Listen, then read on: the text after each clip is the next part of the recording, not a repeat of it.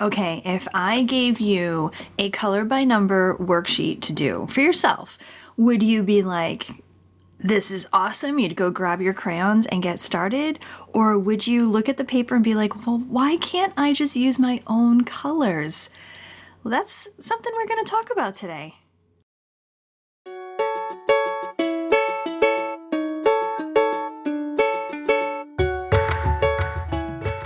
What do the arts have to do with learning an SEL? Oh, so much. Join me as we explore the depths of how these things come together through SEAL, social, emotional, artistic learning. We'll look at the mindset, the methods, and the integrations that make SEAL so effective. So plug yourself in. It's time to get inspired.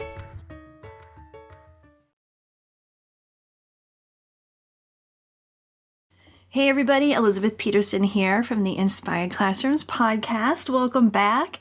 So that question that I asked at the beginning about the color by numbers paper, that's actually something I did ask the Inspiring Teachers Facebook group that we have on Facebook a while ago. And you know what? It was kind of interesting because there were quite a few teachers creative teachers, because that group is full of caring creative teachers. So there were quite a few teachers that actually said that sounded great and that they would love to do that. And when I dug a little further and kind of looked through some of the comments, it was because they really thought that would be a nice calming thing to do, almost like a mindless thing to just kind of like be told what color to do, grab your color, fill it in, that kind of a thing, which I can completely understand. But here's the thing, and here's the point I want to make today in this episode. That paint by numbers or that color by numbers approach just can't work well when it comes to social emotional learning. I really can't. Actually, a few weeks ago, I posted a post on Facebook. I'm actually going to see if I can find it. Here it is. Let's see. It says, it's time for schools to give teachers the time they need to be the creative professionals they are. Stop the madness of scripted lessons in SEL.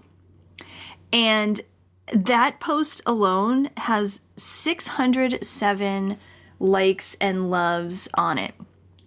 And on Instagram, it's got hundreds as well. I think that's really becoming something that people are realizing, right? Something like being told to teach kindness in, like Unit 2, Lesson 3, it's just not effective. It's not as effective as taking an opportunity in real time to discuss a situation that maybe has occurred in your classroom and talk about kindness that way. And that's what SEAL, social, emotional, artistic learning, is all about. And I want to, over the next few weeks, months, maybe years, if you allow me to continue giving these episodes out to you, I would love to talk about SEAL and the greatness that it can really bring to your classroom and how it can really start to actually transform your teaching as well. The thing that I absolutely 100% wanted to make sure of when I created SEAL was that it wasn't going to be like all those other programs. It wasn't going to be a scripted program. In fact, I don't even call it a program. There are no scripts. There are no videos you have to watch with your students. There's no set lesson plan sequence that you have to take. There's no binders or books or boxes full of materials that you have to buy and then use in a sequence of order for your students. There's really none of that. What SEAL does is it allows teachers to understand the students in front of them, which they do. Teachers do. See what their kids' needs are, and give them those experiences that are going to help them develop their social and emotional skills. Watching a video where a child actor portrays empathy isn't as effective as watching your own students work, right? Working patiently with a classmate and then pointing out the good things that they're doing, the empathy that they may be showing if they're working patiently with another student who just needs that patience in that time. With SEAL, you really are able to give students creative experiences that they're going to remember. And they're actively using the social emotional skills and not just passively sitting there and watching them or listening to you talk about them or answering questions about a certain situation. It's not about being passive, right? It's about being active. That's what the arts and creativity really are all about. It's about active participation in your learning. And whether you decide you want to look more into what SEAL has to offer or not, I truly believe that all of social emotional learning in our schools needs to be done in a way where we're taking advantage of opportunities inside of our classroom to talk about and point out, and also to give students experiences where we know that they're going to develop those skills.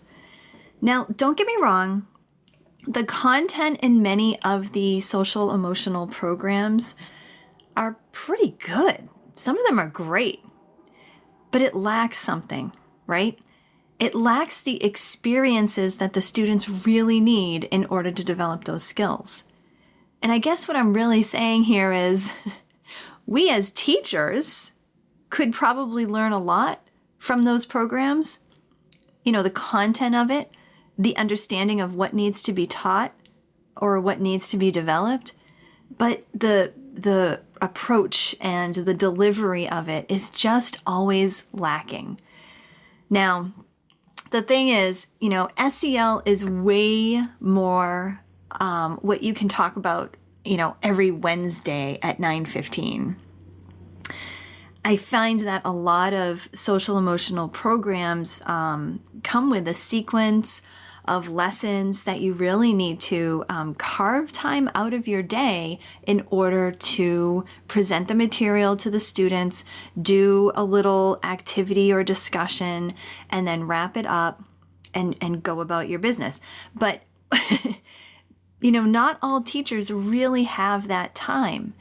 And so that's where methods of social emotional learning in the classroom, just like SEAL, that's where that comes into play, where you really are transforming how you think about social emotional learning in the classroom, and you're delivering the experiences in a whole new way. I really think that we need to consider where we are as teachers, where teachers are in terms of, their ability, their professional ability to create experiences for their students that are going to be meaningful. And when teachers are allowed to do that, there's so much more learning that can be done with their students. Their students' learning just skyrockets. And so along that premise of teachers being able to take back that ownership of being the creative professionals that they are, that's what we're going to be focusing in on over the next few weeks. Because that right there is a huge problem in schools right now, is that teachers feel like little by little, or even huge chunks by huge chunks, their autonomy in the classroom is being taken away from them, and their ability to be creative is being taken away from them. So let's stop that. Let's stop that. And I really think that if you take a look at what SEAL has to offer, you just might find that that is a method that you can get behind.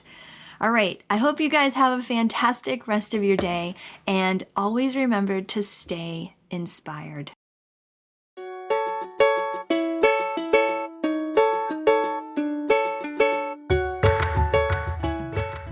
Thanks so much for listening. Please be sure to subscribe as we continue talking about arts, learning, and SEL through SEAL, Social, Emotional, Artistic Learning.